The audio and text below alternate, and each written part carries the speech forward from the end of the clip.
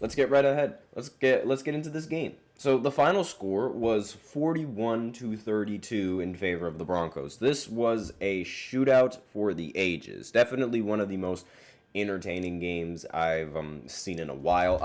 Obviously, we all like these high scoring games, but it's not like there was absolutely no defense being played in this game either, because both quarterbacks threw two or more interceptions in this game. So there was definitely defense. And, these kinds of games are very exciting to watch when you see big plays happen. I mean, there was this one instance, Bo Nix, he threw like a 70-plus yard touchdown pass, and then immediately afterwards, the Browns ended up responding with, I believe it was Jerry Jeudy, who ended up catching a 70-yard pass for a touchdown to answer that right back. It was a very, very competitive game, and it really it concluded towards like the very end. I mean, this was a great game. I really enjoyed watching this game, and the stats of this game were absolutely ridiculous. I mean, Jerry Jeudy ended the night with 9 receptions and 235 receiving yards and a touchdown. That is incredible fantasy points right there. And then there was also Elijah Moore, who ended the game with 8 receptions on 111 receiving yards. He didn't catch a touchdown, but again, 111 receiving yards is incredible. And on the Broncos side, they also had 2 players who had more than 100 receiving yards. They had, Marvin Mims Jr., who was the player who returned not returned, but a player who received the touchdown that I was talking about that the Broncos ended up scoring. It was a 93-yard touchdown pass, and that was basically the biggest reception of the entire night for him and what put him over the top in the receiving corps.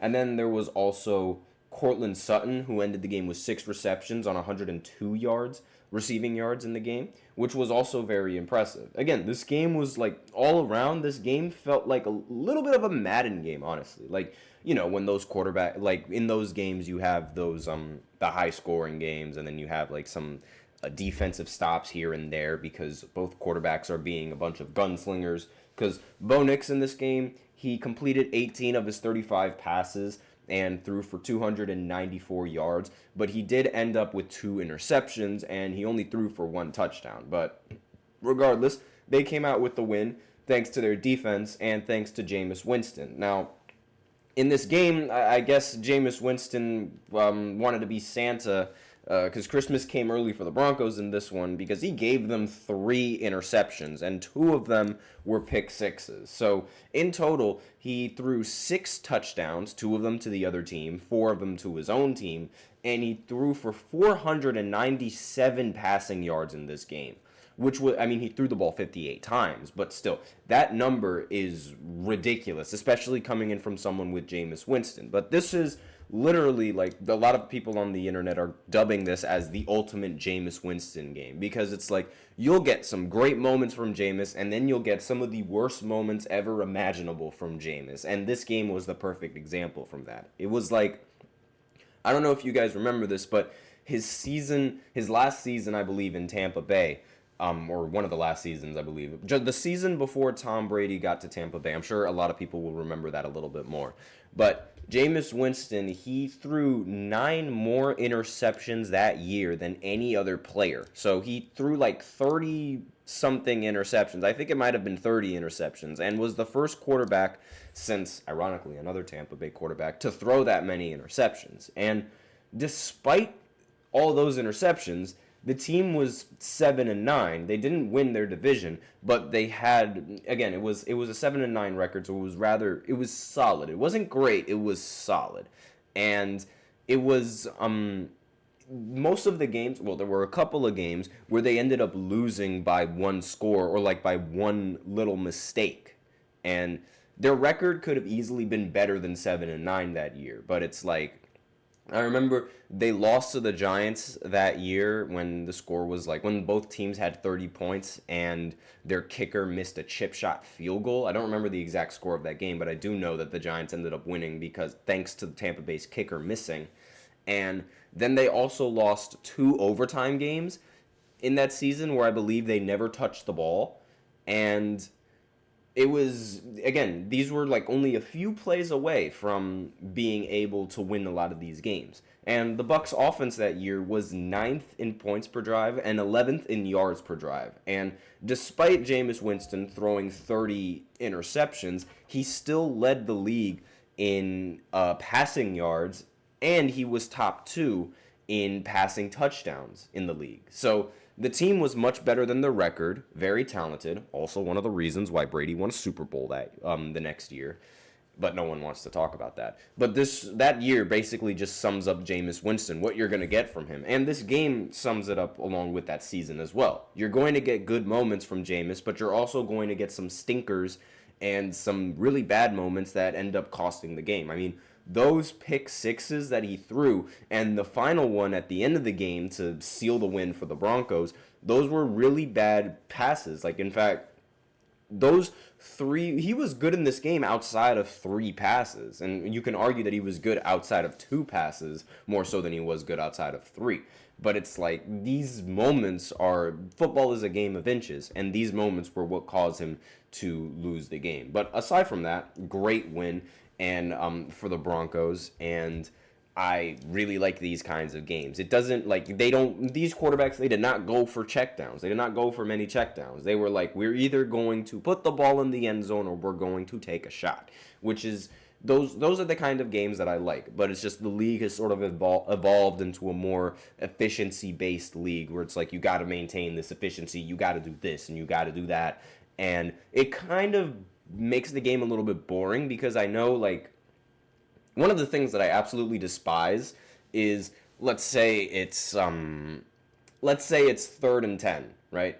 And the goal of the game obviously is to try to get a first down. I cannot stand it when quarterbacks, they default to a check down instead of just trying to take a shot down the field. It's like, be a man and throw the ball down the field. That's just my thoughts. Those are my opinions on it. It obviously depends on the situation when you want to be a man and take a shot and throw the ball down the field. But again, this efficiency era, it's been a little bit boring from time to time. But this was a great shootout, and I liked how both quarterbacks, they were trying to take shots and this and that and the other. But obviously, we know the Browns, they have pretty much nothing to lose, since they are one of the worst teams in the NFL right now and one of the worst teams with one of the worst records in the NFL.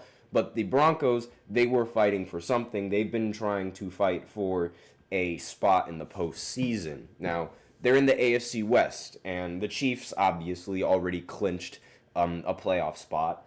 And now they're behind the Chargers in their division in the AFC West. And they have to try and maintain this good record that they have in order to have a shot of making it into the postseason. Like, as long as they're able to have a better record than teams like the Colts and teams like the Ravens, and maybe even the team in their own division like the Chargers, then that's when they're going to make the playoffs. They just have to have a better record than at least one of those teams, and they'll make the playoffs. I'm pretty sure the Ravens are going to end up making the playoffs this season. I mean, Lamar and Derrick Henry, they've been phenomenal with each other.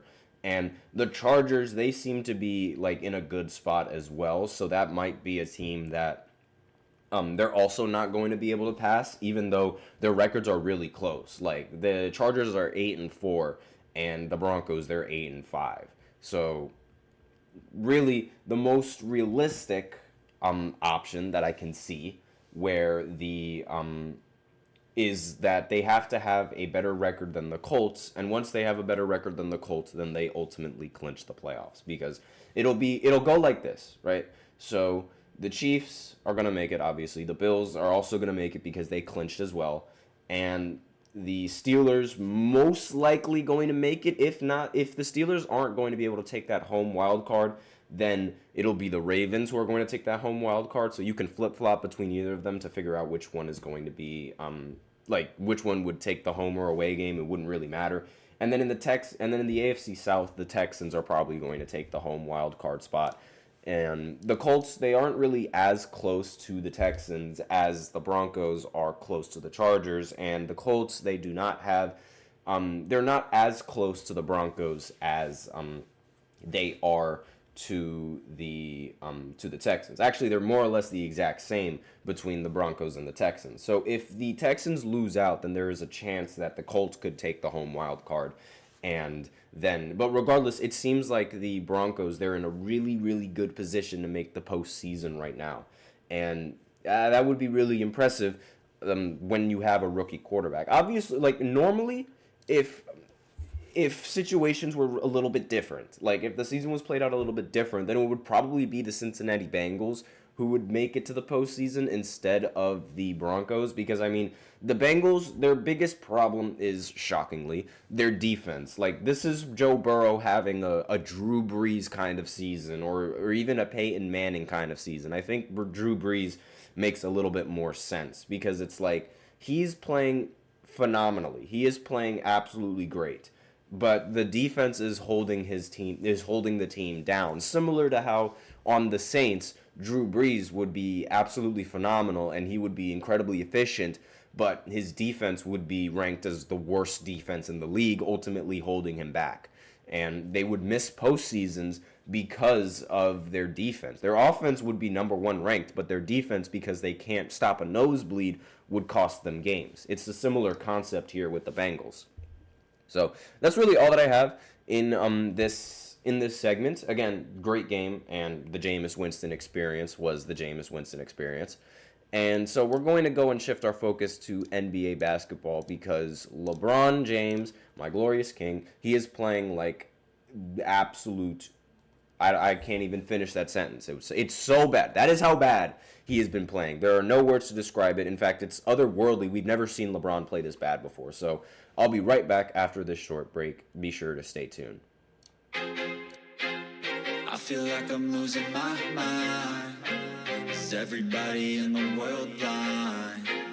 Please, Lord, give me a sign, a sign.